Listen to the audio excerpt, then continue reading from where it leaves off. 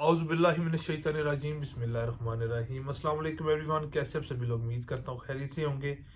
Haider Mirzaman dream real estate marketing के platform से तो फिर से आपसे मुखातिब हूँ।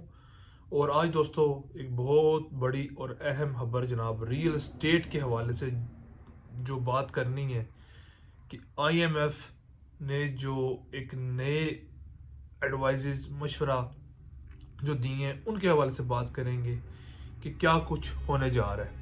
बहुत ही ज़रूरी वीडियो है, एंड तक देखनी है और अपने जो कमेंट्स हैं, अपनी जो बात है, राय से आगाह लाजमी करना है। वीडियो को शुरू करने से पहले अगर आपने अभी तक मेरे चैनल को सब्सक्राइब नहीं किया सो काइंडली मेक श्योर आप चैनल को सब्सक्राइब कर लें, वीडियो को लाइक कर लें और कोई भी क्वेश्चन हो या किसी भी किस्म की इन्वेस्टमेंट करनी हो आप हमसे रब्ता कर सकते हैं। तो बात दोस्तों ये आ जाती है कि IMF जनाब क्या हमारे साथ करने जा रही है और क्या बात हुई है और क्या होगा। जैसा कि आप लोगों को पता या नहीं पता कि हुकूमत पाकिस्तान FBR जनाब जो मशवरा जात जो बातें चल रही हैं IMF के साथ वो ये है कि हमने बेसिकली उनसे एक नया वो पैकेज लेना है, एक नया लोन लेना है जिसके लिए सारी चीज़ें हो रही। जैसा कि आपको पता हमारी जो सिचुएशन है मार्केट की, इकॉनमी की, वो बहुत ही बुरी है। तो इसकी वजह से आपको पता है कि लोन लेना लाजमी है। इस वक्त 5 से 7 अरब की बात हुई है, गालबन अनऑफिशियल बात है। तो अब उसमें से गालबन 1 से 1.5 अरब डॉलर हमें मिल गया। बाकी का जो है वो अभी बाद में मिलेगा या हो सकता है जल्दी दे दे वो। अब उसमें देखिए जब भी IMF हमें लोन देता है तो वो कुछ शराइत रखता है, कोई बातचीत रखता है कि अगर आप हमसे ये लोन ले रहे हैं तो ये आप हमें वापस कैसे करेंगे और क्या स्टेजेस होंगी, क्या सरकमस्टांसेस बन सकते हैं। और कुछ जो एडवाइसेस होती हैं, कोई सजेशंस होती हैं, वो हमें IMF भी लाजमी देता है। अब इसमें दोस्तों बात ये आ जाती है कि IMF ने जनाब रियल एस्टेट को बड़ा टारगेट इसमें किया है कि रियल एस्टेट के जितने मोस्टली नॉन फाइलर्स हैं उनको उस टैक्स की ब्रैकेट में लेके आया जाए ताकि जो टैक्स है वो ज़्यादा से ज़्यादा कलेक्ट हो सके। आपको पता है कि 7 से 10% टैक्स जनाब नॉन फाइलर से लिया जा रहा है, 3 से 4% के गालबन फाइलर से लिया जा रहा है। तो वो चाह रहे हैं कि इस ब्रैकेट में जितने ये जो नॉन फाइलर्स हैं मोस्ट ऑफ द टाइम ये आए और इनसे भी टैक्स कलेक्ट किया जाए। रियल एस्टेट की मार्केट में जो खरीदो फरोख्त है उसके टैक्सेस पे भी बड़ा गौर किया गया कि उनके भी टैक्सेस में ज़रा बेहतरी लेके आई जाए। और सेकेंडली जो हाउसिंग सोसाइटीज़ की बात मैं करना चाह रहा हूँ, लाजमी जो मेन है कि उनको रेगुलराइज किया जाए, उनको रेगुलाइज करके उस मामलात को लेके चला जाए।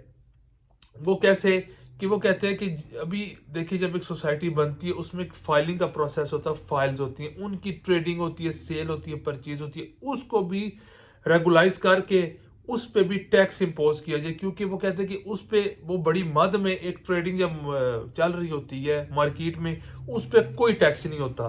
तो क्योंकि आपको पता है फाइल्स पे कोई टैक्स ऐसा होता नहीं है, ओपन फाइल्स ट्रेड होती हैं, क्लोज फाइल ट्रेड हो रही होती हैं, तो उस पे टैक्स लाजमी डाला जाए, उसको भी रेगुलाइज करके हुकूमत करे और उसको भी टैक्स ब्रैकेट में लेके ताकि IMF को वहां से भी ये हो कि हमें जो दिया गया, हमने जो आगे उधार दिए वो हमें वापस इजीली मिल जाएगा।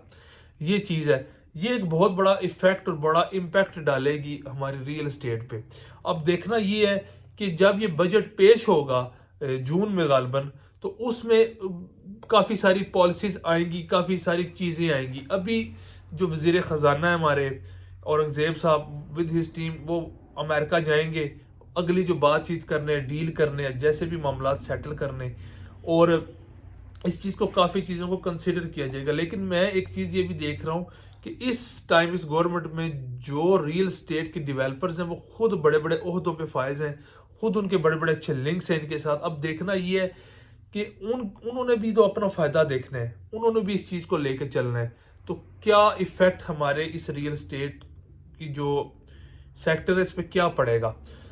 अभी ये चाह रहे हैं कि हम जो लोग फाइल्स की ट्रेडिंग करते हैं या जो प्रोजेक्ट्स अभी शुरू होते हैं वो टाइम लेते हैं, कुछ सोसाइटी के हम 4 साल 5 साल में डेवलप करके जब देंगे उसके बाद उस पर टैक्स इम्पोज शुरू होते हैं। क्योंकि उससे पहले तो फाइल्स का इंतजाम होता है। मान ले एक फाइल है, एक प्लॉट है, 3 साल की किस्तें हैं उस पर, उसको मुकम्मल होने से पहले उस पर देख लें आप जितनी उसकी सेल परचेज हो रही होती है उस पर कोई ऐसा टैक्स नहीं होता, वो आपके सामने है। अभी आप एक ट्रांसफर करवा, मतलब एक बंदा है उसने एक फाइल ली है, 5-10 किस्तें उसकी जमा है, 10-15 किस्तें रहती हैं, उसने जनाब फाइल सेल करनी है, वो आएगा फाइल सेल करेगा, कंपनी में जाके उसके ट्रांसफर करवा लेगा और उस पे जनाब जो ट्रांसफर फीस वगैरह जो सोसाइटी की थोड़ी बहुत लगती है वो लगेगी, बस दैट्स इट। उसमें ही आईएमएफ कह रही है कि उसमें से उसको रेगुलाइज करके जो भी ट्रेडिंग हो फाइल्स की उसमें भी टैक्स लगना लाजिम है।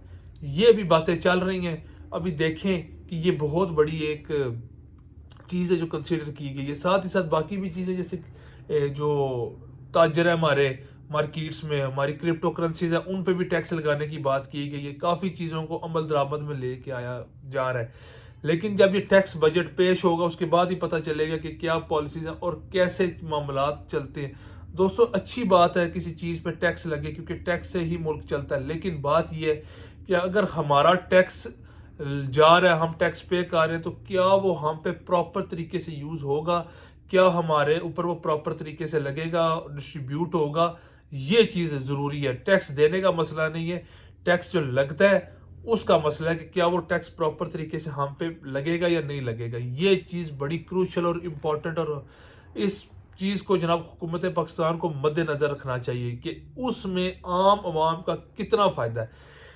मैं कहता हूं जो लॉज है रियल स्टेट में उनको भी इम्प्लीमेंट अच्छे तरीके से करना चाहिए। हमारी जो कोर्ट्स हैं वो अलग होनी चाहिए रियल स्टेट की, ताकि जो रियल स्टेट के जो मामलात है उनको इजी प्रोसेस गो थ्रू किया जाए, ताकि जो इंसाफ का मामला है, इंसाफ का जो तरीकाकार है वो भी जल्द अज जल्द हो सके, ताकि जो फ्रॉड्स के मामलात है वो भी कम हो। और यहाँ पे उन्होंने एक और बात में मिस कर दिया था कि जो डेवलपर्स हैं प्रोजेक्ट्स के, जो बिल्डिंग्स बनाते हैं, उनको भी रेगुलाइज करके उनको भी टैक्स ब्रैकेट में लेके आया जाए। बस बात ये है कि जितने बंदे हैं, जितनी सेक्टर्स हैं, उनको कोशिश करके जो टैक्स ब्रैकेट में नहीं है उनको टैक्स ब्रैकेट में ला के उनसे टैक्स वसूल किया जाए, ये चीज़ है। तो मुझे उम्मीद है आपको वीडियो पसंद आई होगी और आपको काफ़ी से अपना नॉलेज मिला होगा। मैं इंशाल्लाह ताला इस पे किसी दिन फिर वीडियो बनाएंगे कि इसका इफेक्ट क्या हो सकता है, क्या नहीं हो सकता, और कितना फ़ायदा क्या नुकसान है। लेकिन आपने पॉजिटिव रहना हर चीज़ को लेके। अल्लाह पाक हमारे मुल्क के पाकिस्तान की खैर करे, करम फरमाए, आसानी हम सब के लिए फरमाए। मुझे उम्मीद है आपको वीडियो पसंद आई होगी। चैनल को सब्सक्राइब लाजमी करें, वीडियो को लाइक करें। इंशाल्लाह ताला आपसे नेक्स्ट वीडियो तक मिलते हैं, तब तक के लिए अल्लाह हाफिज़।